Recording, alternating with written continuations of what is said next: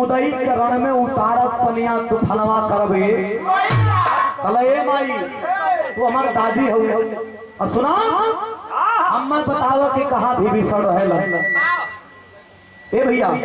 विभीषण का पता लगा करके आज वही चलल बाबू मेघनाथ का बेटा अमरजीत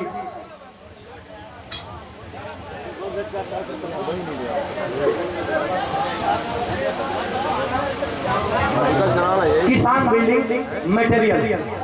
राधे श्याम यादव जी द्वारा पुरस्कार आई कोट कोट नाम दिल से धन्यवाद आशीर्वाद की कामना ताज। ए भैया जब लड़का चरण बा कोई विभीषण का तरफ तब बिरहा में फिर तरह जबरदस्त बा कैसे बात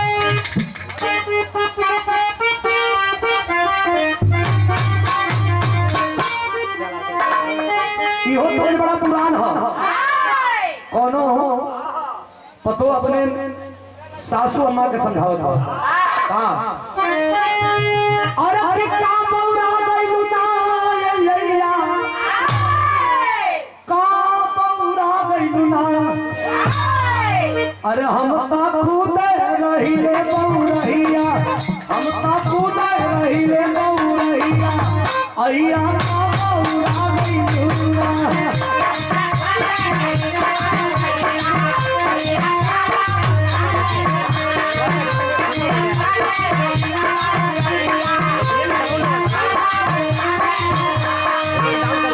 लेकिन जवान चलल बा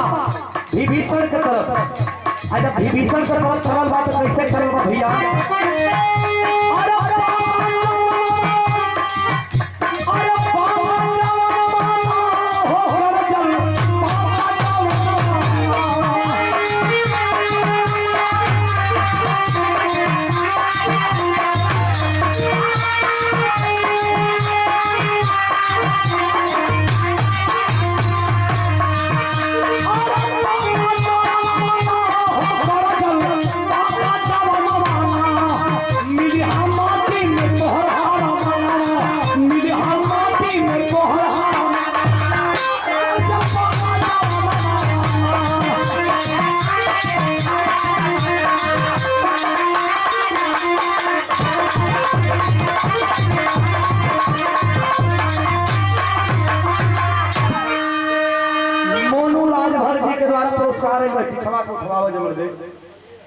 मोनू राजभर जी के द्वारा पुरस्कार है कोट कोट नाम दिल से धन्यवाद आशीर्वाद की कामना ताज की भैया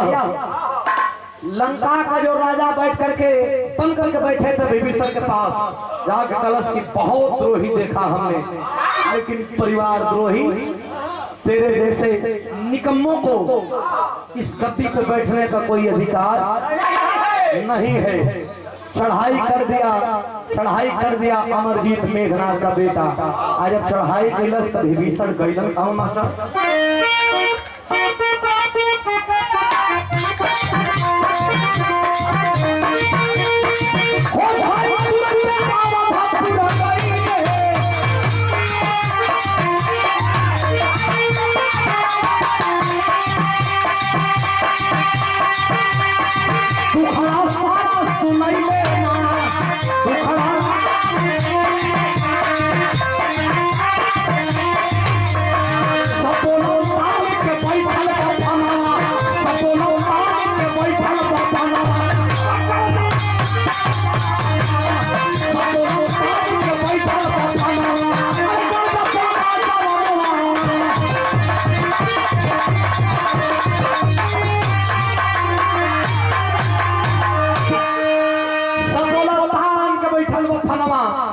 जाकर के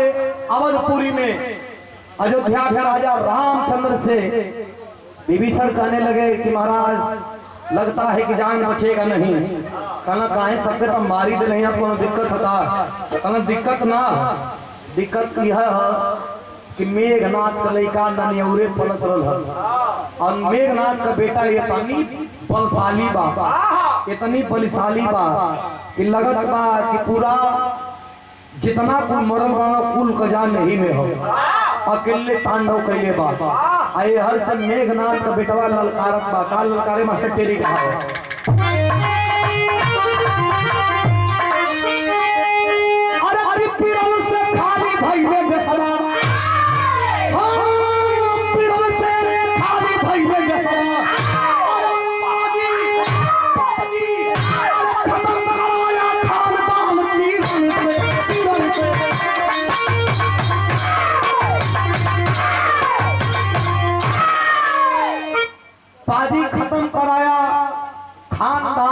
बीरन से, बीरन से खाली भइले दे सवा। ए भैया ये हर से लल कर ले हो अमरजीत का मेघनाथ का बेटा अमरजीत, और वो हर से लल कर ले हो लक्ष्मण छलल हो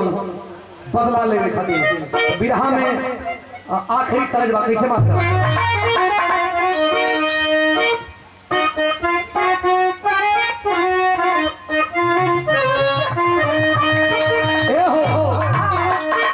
दिल के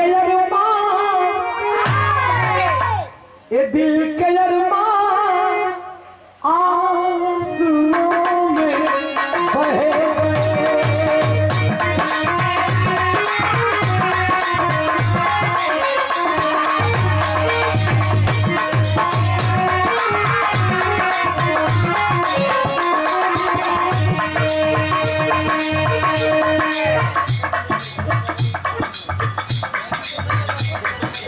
आज हमारे सुरेश जी की तरफ से, प्रेम शंकर जी की तरफ से पुरस्कार बहुत बहुत धन्यवाद, बहुत बहुत आशीर्वाद की कामना भी बड़ा आप लोग सम्मान करेंगे। लेकिन जब चलन हो जवान, एक तरफ से लक्ष्मण जी और एक तरफ से मेघनाथ का बेटा अमर जी, तो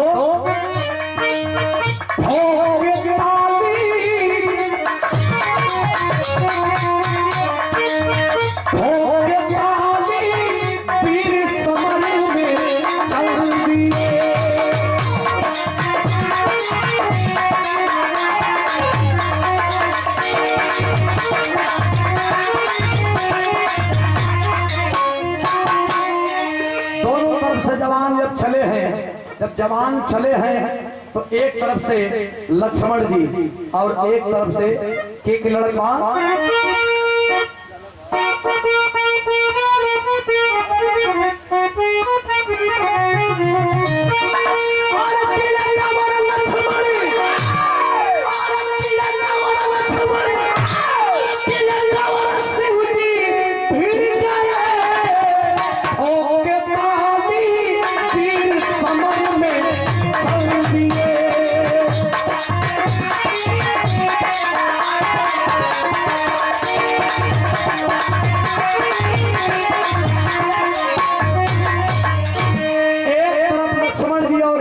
शंकर जी के पूज्यमान जी के, शंकर जी के अपन आराध्य मानत रहल अमर जी। जब दोनों भिड़ला हन तो वहां का स्थिति कैसन बात बा मास्टर जी, हम पपट लाई लगत बा।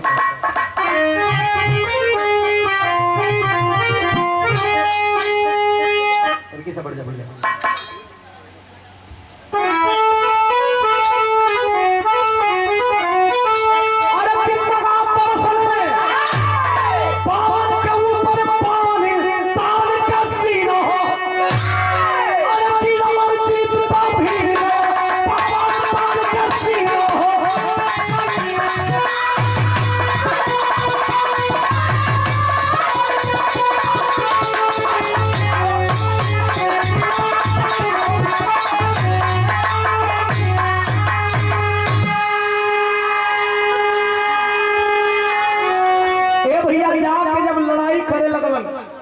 मेघनाथ का बेटा लक्ष्मण के देखलस कलस कि ये मेरे पिता का हत्यारा है। और जब पिता का हत्यारा है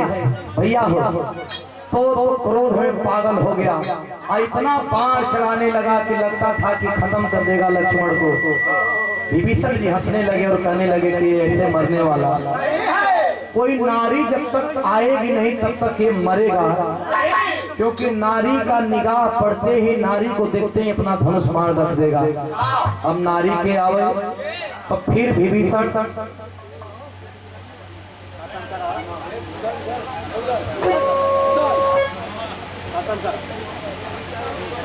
कोप से श्री कृष्ण बांसफोर जी पूज्य बाबू जी के द्वारा पुरस्कार आई कोट को नाम दिल से धन्यवाद बात की करना ताजगी रही भैया हो। भय है मास्टर सीता जी के बुलावल गई लोही लंका के अंदर,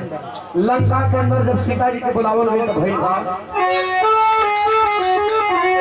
अरे हम के पुकार ये बाबा और के अमर जीत के पार हो अरे हंस के बोली जब मंदरी मौत के बोली जनक नंदनी मौत के घाट उतारा हो। कहना सुना हम आगे आ गई हैं, हमारा आगे अइला का बात तू डेरा मत। काहे कि जब हम आगे आ गए हैं ये अमरजीत तुहार कुछ बिगाड़े वाला अमरजीत जब देखलस तो धनुष बाण रख और जब धनुष बाण रख दलस तब मेघनाथ का बेटवा के सामने लक्ष्मण जी कर का बड़ा मास्टर बिरहा में अलग भाव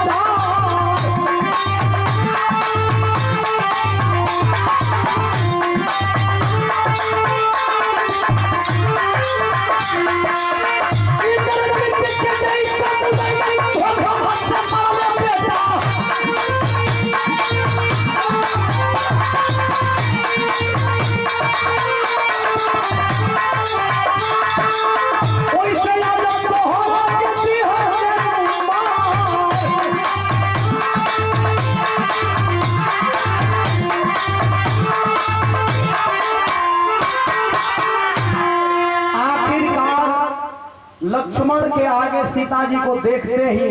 वो बेटा बाण को रख दिया और जब रख दिया इसका फायदा उठा करके लक्ष्मण जी धोखे से विभीषण के कहने से बाबूजी श्री प्रेम सागर मौर्य जी के द्वारा पुरस्कार 50 रुपया कोट नाम धन्यवाद आशीर्वाद की कामना ताजगी रहेगी भैया। वो मेघनाथ के बेटा पे अमरजीत के ऊपर लक्ष्मण जी जब बाण चलाते हैं अधमरु हो गए जब अधमरु हो गए आवत बाड़ी मंदोदरी रानी कली के तुम्हार बाबूजी के भी ऐसे मरना कुल विभीषण फिर एक बार कुल द्रोह कर गया, फिर एक बार लंका में आग लगा करके चला गया विभीषण। बेटा मरने वाले हो लेकिन एक बात हमारी सुनो, क्या कहती है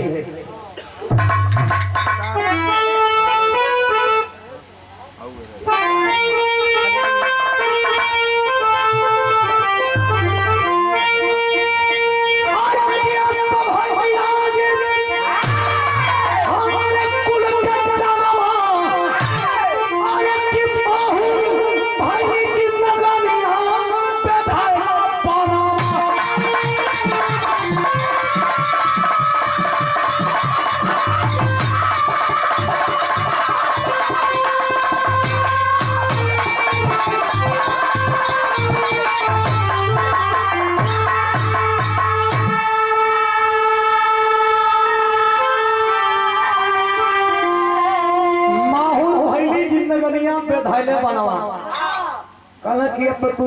कहूँ मर जीवा लंका का आखिरी तो ही चिराग बचल रहा। ऐसा काम कर के पुरखन के तारीफ तारे बदे बेटा पिंडा पानी दे के जाने का फिर तो हर पूर्वज कुल भटकते रह जी का कहे अरे अमरजीत दिहल पुरखन के पिंडा पानी अरे फिर से राजा भइले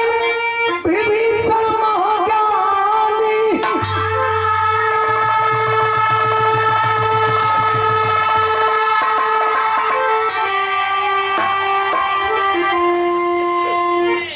कबो कबो खुले में तो पटना रुके में जाके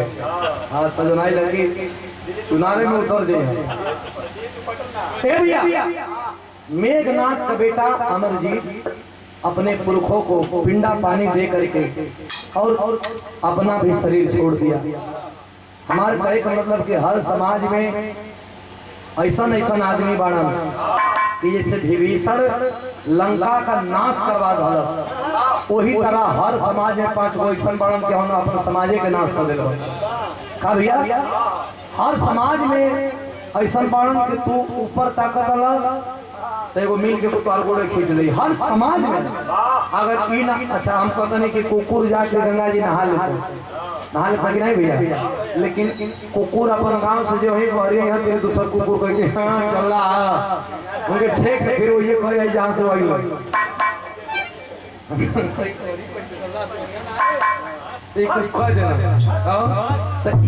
होला हर समाज में बढ़न कि अपना समाज का एक आदमी आगे बढ़त ना तो कहे के रे मत देखत आगे बढ़ जाई तो फिर हमनी के चीज ही कि नहीं ऐसा करा पहले एक पटकता तो इहा होला भैया। कैसे मास्टर